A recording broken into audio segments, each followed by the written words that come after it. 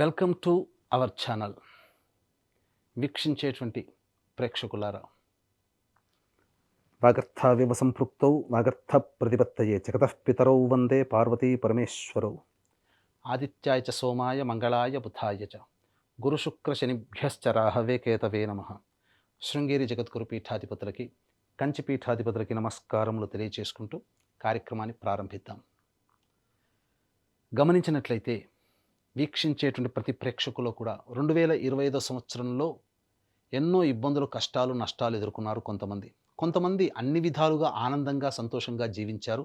అధికమైన ఊహించిన దానికంటే ఎక్కువగానే యోగాలు పొందారు. కొంతమందికి మధ్యస్థంగా మంచి చెడు సమానంగా గడిచిపోయింది. ఇక రాబోయే 2026 సంవత్సరంలోనైనా కానీ ఆనందంగా ఉంటుందా? చేదు వాళ్ళకి మంచి జరగబోతుందా? మంచి జరిగిన వాళ్ళకి ఇంకా మంచి జరుగుతుందా, లేదా మళ్ళీ చెడు జరుగుతుందా? మధ్యస్థంగా ఉన్న వాళ్ళకి ఏమైనా మార్పులు, చేర్పులు ఉంటాయా? అసలు గ్రహాలు ఏం చెప్పబోతున్నాయి? ఆంగ్ల నూతన సంవత్సర సందర్భంగా జనవరి 2026 నుంచి డిసెంబర్ 2026 వరకు 12 రాశులలో జన్మించినటువంటి వారికి గ్రహాల యొక్క స్థితిగతుల వలన ఎటువంటి సమస్యలు, ఇబ్బందులు, యోగాలు, అవయోగాలు, సుఖము, సంతోషాలు కలుగుతాయో క్లుప్తముగా తెలియచేయడానికి ప్రయత్నం చేస్తాను. ఇక ఆలస్యం చేయకుండా వీడియోలోకి వెళ్ళిపోదామా? ఈ 2026 సంవత్సరంలో జనవరి నుంచి డిసెంబర్ వరకు మకర రాశిలో జన్మించినటువంటి వారికి ఏ విధంగా ఉండబోతుందో తెలుసుకునే ప్రయత్నం చేద్దాం. ప్రధానంగా గురువు, ఏ యోగాన్ని ఇవ్వాలన్నా గురువే. ఈ మకర రాశికి సంబంధించి చూసుకుంటే మొదటి 2.5 నెలలు గురువు వక్రీకరించి మిథున రాశిలో ఉండడం, షష్టమ స్థానంలో. దీని ప్రభావం వలన వక్రీకరించినటువంటి కారణం చేత యోగించేటువంటి ప్రభావం ఎక్కువగా ఉంటుంది. అంటే ఏ వాటి మీద ప్రభావం అనంటే ప్రధానంగా ఉన్నత విద్యకు సంబంధించి చేసే ప్రయత్నం, విద్యకి సంబంధించి ప్రయత్నము, విదేశీయానానికి సంబంధించి చేసే ప్రయత్నము, ఏ పని చేసినా ఆ ఫలితంలో లాభాన్ని పొందడం, ఇవన్నీ కూడా యోగిస్తాయి. ముఖ్యంగా పేరు ప్రఖ్యాతులు పెరుగుతాయి. చేసే ప్రతి పని 10 మందికి నచ్చుతుంది. ఈ మొదటి 2.5 నెలలు మార్చి 14 వరకు. ఈ మార్చి 14 తర్వాత మే 31వ తారీఖు వరకు రుజుమార్గంలో గురువు ఈ మిథున రాశిలో సంచారం చేస్తున్నటువంటి కారణం చేత ఆర్థికపరమైనటువంటి సమస్యలు, రుణ బాధలు పెరగడం, అలాగే మీ దగ్గర తీసుకున్న డబ్బులు చెల్లించలేకపోవడం, లేదా మీరు ఇతరుల దగ్గర డబ్బు తీసుకోవాల్సినటువంటి పరిస్థితి రావడం, ఇవన్నీ జరుగుతాయి. అంటే ఒక రకంగా చెప్పాలంటే హోమ్ లోన్స్ కానీ, పర్సనల్ లోన్స్ కానీ ఎదురు చూస్తున్నట్లయితే లోన్స్ పొందే అవకాశం కూడా మీకు గోచరమవుతుంది. ఇక జూన్ 1వ తారీఖు నుంచి అక్టోబర్ 31వ తారీఖు వరకు కూడా, అంటే June, July, August, September, October, ఈ 5 నెలల పాటు యోగ్యమైనటువంటి కాలం. ఇది చాలా అద్భుతంగా ఉంటుంది. ప్రధానంగా ఈ సంబంధించినటువంటిది ఇతరుల యొక్క సహాయ సహకారాలతో మీ పనులన్నీ పూర్తి చేసుకోగలుగుతారు. ఈ 5 నెలల కాలంలో అన్ని విధాలుగా లాభసాటిగా ఉంటుంది. ధనపరమైనటువంటి సమస్యలు తీరుతాయి, రుణబాధలు నివృత్తి అవుతాయి, రాని బాకీలు వసూలవుతాయి. ఆఖరి 2 నెలలు మాత్రం అనుకూలంగా ఉండదు. ఇది గమనించుకోండి. ఏ తర్వాత ఈ గురువు యొక్క అనుగ్రహం వలన దాదాపుగా ఒక 4.5 నెలల పాటు అనుకూలంగా లేని సమయం, మిగతా సమయం అంతా కూడా అనుకూలంగా ఉంటుంది. అంటే దాదాపుగా ఈ గురువు మీకు ఒక 60-40% యోగిస్తాడు. 60% యోగించడం, 40% అవయోగం చేయడం. మరి ఈ యొక్క గురువు వల్ల ఒక్క దగ్గరనే ఆగిపోతుందా? మిగతా గ్రహాల యొక్క ప్రభావం ఏంటి? ముఖ్యంగా నారు పోసిన వాడే నీరు పోస్తాడు అనే సామెత గుర్తుంది కదా. పడగొట్టిన చోటనే లేచి నిలబడగలుగుతాం. అదే ఈ గురువు అనుకూలంగా లేకపోయినా రాష్ట్రాధిపతి అయినటువంటి శని సంపూర్ణంగా యోగిస్తున్నాడు కొంతకాలం పాటు. ఇక్కడ మీరు గమనించాలి, అసలు సిసలైనటువంటి శని తత్వాన్ని మీరు అర్థం చేసుకోవాలి. కష్టపడే తత్వము, నిజాయితీగా ఉండే తత్వము, ముందుకు ధైర్యంగా సాగే తత్వం కనుక అలవర్చుకుంటే ఈ మకర రాశి వారు పొందే అదృష్టం ఇంత అంత అని చెప్పడం కాదు, అన్ని విధాలుగా యోగదాయకంగా ఉంటుంది. ఎందుకంటే జూలై 26వ తారీఖు వరకు శని 3వ స్థాన సంచారము చేత యోగకరుడుగా ఉండడం, తదనంతరం జూలై 26 నుంచి నవంబర్ మరియు డిసెంబర్ 10వ తారీఖు వరకు వక్రగమనము చేత ఏలినాటి శని దోష ప్రభావాన్ని కూడా కలగచేస్తున్నాడు. ఇక్కడ ఇది మీరు గుర్తుపెట్టుకోవాలి. ఈ సమయం అంటే ఒక సందర్భంలో గురువు యోగించట్లేడు కానీ శని యోగిస్తున్నాడు, కష్టపడడం. ఒక సందర్భంలో కష్టపడినా ఫలితం దక్కకపోయినా దైవాన్ని నమ్ముకుంటే, దైవ ఆరాధన, దైవ ప్రయత్నం కనుక చేసుకుంటే తప్పకుండా మీకు యోగాన్ని కలగచేస్తుంది అనేటువంటి యొక్క సందేశాన్ని మీకు ఈ యొక్క మకర రాశిలో జన్మించినటువంటి వారికి గురుగ్రహం ఇవ్వబోతుంది. ఇది యోగదాయకంగా అని చెప్పవచ్చు.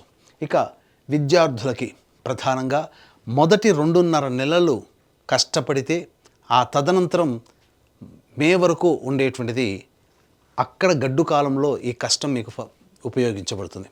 కాబట్టి బాగా కష్టపడితే తప్ప సరైనటువంటి ఫలితాన్ని పొందలేమని ఈ యొక్క గురువే మనకు తెలియచేస్తుంది.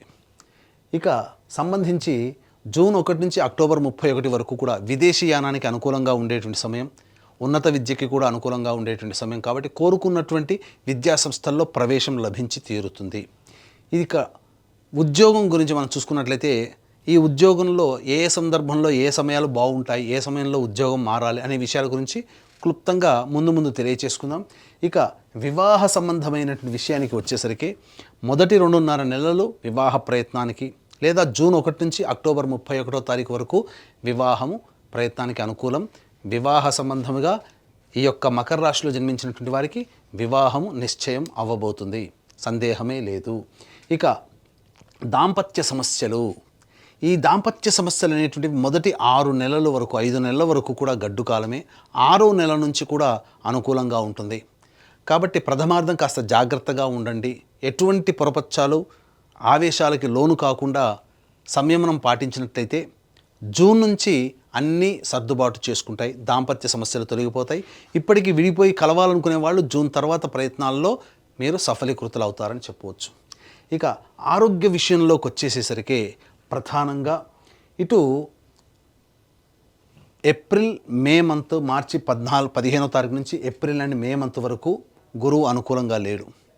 కానీ ఆయుష్కారకుడైనటువంటి శని అనుకూలంగా ఉన్నటువంటి కారణం చేత ఎటువంటి అనారోగ్య సమస్యలు వచ్చినా తట్టుకొని నిలబడగలుగుతారు.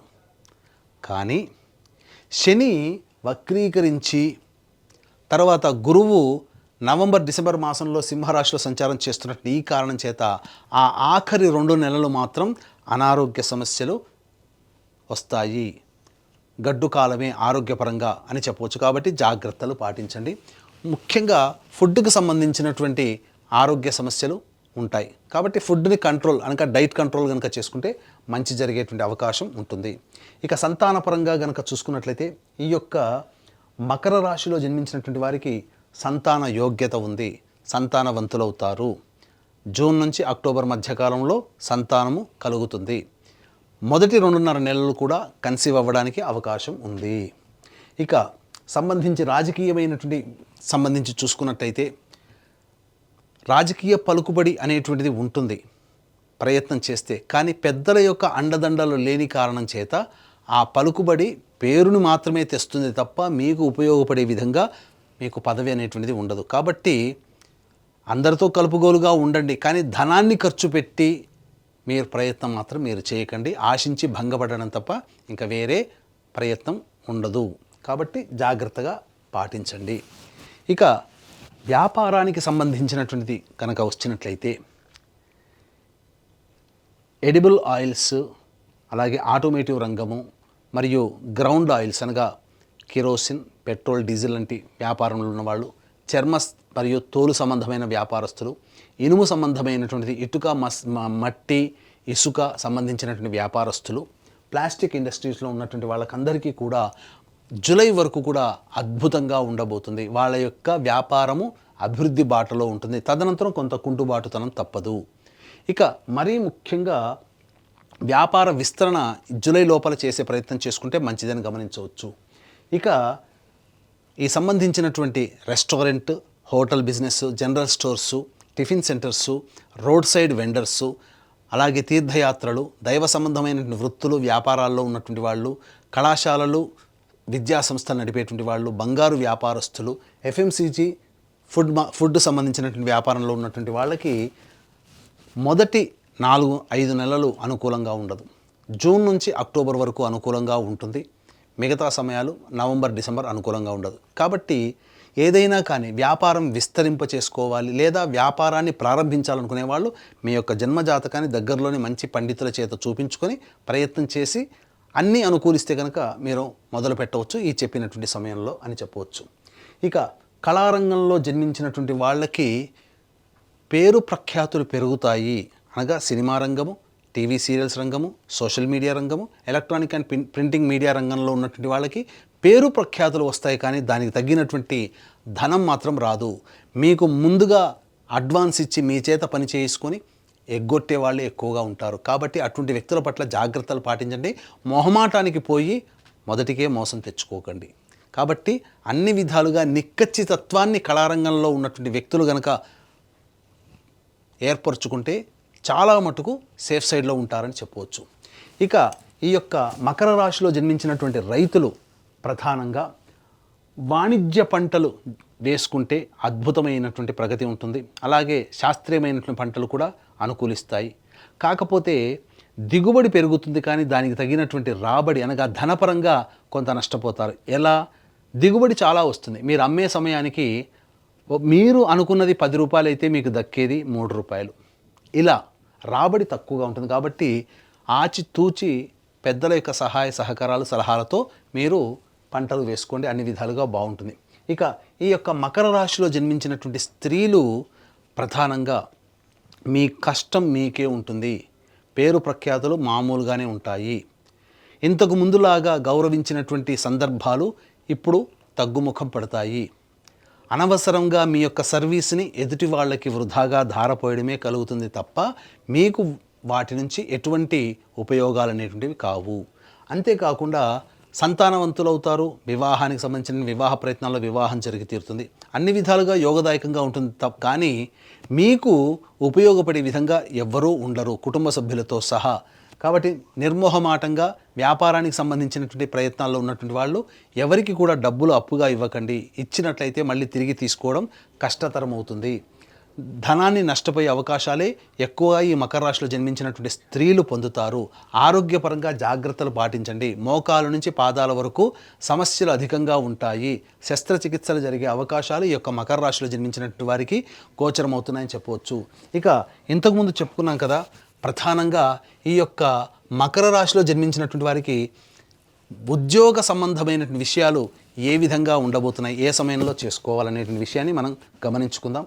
ఇక ముఖ్యంగా ఈ యొక్క మకర రాశిలో జన్మించినటువంటి వారు మార్చి 14 నుంచి ఏప్రిల్ 13వ తారీఖు లోపల ప్రయత్నం చేయండి, ఆ సమయం. ఇక తదనంతరం జూన్ 15 నుంచి జూలై 15 మధ్యకాలంలో ఉన్నటువంటి సమయం. అలాగే ఈ యొక్క నవంబర్ 16 నుంచి జనవరి 13వ తారీఖు వరకు ఉన్నటువంటి సమయంగా చెప్పొచ్చు. అక్టోబర్ 17 నుంచి సెప్టెంబర్ 17 నుంచి నవంబర్ 15వ తారీఖు వరకు ఉన్నటువంటి సమయం ఉద్యోగ సంబంధంగా. మళ్ళీ చెప్తున్నానండి, మకర రాశిలో జన్మించినటువంటి వారికి మార్చి 14 నుంచి ఏప్రిల్ 13వ తారీఖు వరకు, అలాగే జూన్ 15 నుంచి జూలై 15వ తారీఖు వరకు, సెప్టెంబర్ 17 నుంచి నవంబర్ 15వ తారీఖు వరకు ఉన్నటువంటి సమయమే ఉద్యోగస్తులు నూతన ఉద్యోగం మారడానికి, నిరుద్యోగస్తులకి లేదా ఉన్న సంస్థల్లో అభివృద్ధిని అనగా ప్రమోషన్ పొందడానికి లేదా కొత్త సంస్థల్లో ఉద్యోగం వెతుక్కోవడానికి అనుకూలమైన సమయం. మిగతా సమయాలు అనుకూలము కావు. ప్రయత్నం చేసి భంగపడి ఇబ్బందులు పడడం తప్ప వేరే ఫలితము లభించదు.